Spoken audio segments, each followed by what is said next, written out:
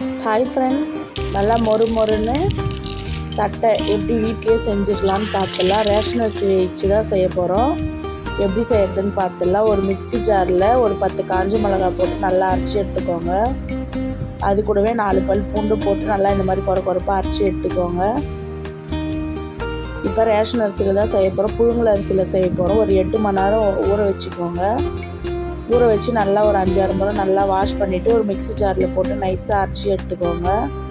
நம்ம எந்த அளவுக்கு நைஸாக அரைக்கிறோமோ அந்த அளவுக்கு தட்டை நல்லா மொறு மொறுன்னு கிடைக்கும். இந்த மாதிரி ஒரு மிக்ஸி ஜாரில் போட்டு நல்லா அரைச்சி எடுத்துக்கோங்க. புழுங்கல் அரிசியில் தான் செய்யணும். பச்சரிசியில் செஞ்சால் எண்ணெய் இழுக்கும். மிக்ஸி ஜாரில் போட்டு நல்லா நைஸாக அரைச்சி எடுத்து அதையும் இப்போ இந்த பாத்திரத்தில் கொட்டிக்கலாம். பூண்டும் நிறைய போடாதீங்க, ஏன்னா பூண்டோட வாசனை வந்து ரொம்ப ஃப்ளேவர் அதிகமாக அடிக்கும். ஒரு 5-6 பல் பூண்டு போட்டால் போதும். நான் இன்றைக்கி 1/4 கிலோ அரிசி எடுத்திருக்கேன்.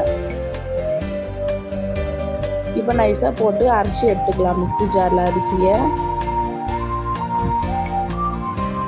நீங்கள் காலையில் செய்கிறேன்னா தட்டையே நைட்டே அரிசி ஊற வச்சுடுங்க. இல்லை நைட்டு செய்கிறேன்னா காலையில் ஊற வச்சுடுங்க. ஒரு 8-9 மணி நேரம் ஊறிச்சோன்னா அரிசி நல்லாயிருக்கும்.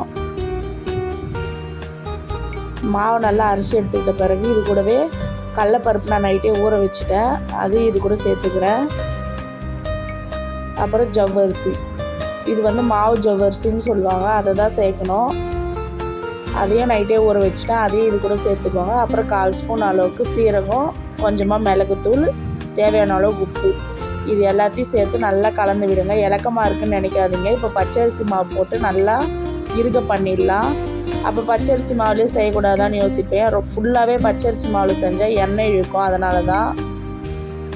இப்போ கருவேப்பிலை கொஞ்சம் நல்லா கட் பண்ணி போட்டுக்கோங்க. நிறைய போட்டுட்டு நல்லா பிசைஞ்சு எடுத்துக்கோங்க. இந்த மாதிரி கையில் ஒட்டி பார்த்தா ஒட்டக்கூடாது, அதுதான் பதம். இப்போ கடாய் வச்சு எண்ணெய் ஊற்றிக்கலாம். இதுக்கு இன்றைக்கி தட்டுறதுக்கு வந்து எங்ககிட்ட பூரி மேஷர் இல்லை, அதனால் இந்த மாதிரி கீழே ஒரு கவர் மேலே ஒரு கவர் வச்சுட்டு நடுவில் மாவு வச்சுட்டு ஒரு இந்த மாதிரி கம்ப்ரஸ் கொடுத்து பண்ணுறோம். நீங்கள் பூரி கட்டை இருந்துச்சுன்னா அதில் நார்மலாக பூரி எப்படி செய்யுமோ அந்த மாதிரி போட்டு கூட எடுக்கலாம். இல்லை கப்பு அந்த மாதிரி கிண்ணம் மாதிரி வச்சு கூட அழுத்திக்கலாம், சதுரமாக இருக்கிற மாதிரி. இப்போ எண்ணெயில் போட்டு நல்லா பொரிச்சு எடுத்துக்கோங்க. எங்களுக்கு தட்டை இது வந்து தீஞ்ச மாதிரி இருக்கேன்னு யோசிக்காதீங்க. இந்த மாதிரி கலர் செஞ்சானா தான் எங்களுக்கு பிடிக்கும். நீங்கள் கலர் நல்லா ஒயிட்டாக வேணும்னு நினச்சிங்கன்னா நல்லா குறைச்சி வச்சுட்டு இதுவில் வேக வச்சு எடுத்தால் சூப்பரான தட்டை ரெடி. எப்படி இருந்துச்சு நீங்களும் செஞ்சுட்டு சொல்லுங்கள். Okay, bye, thanks for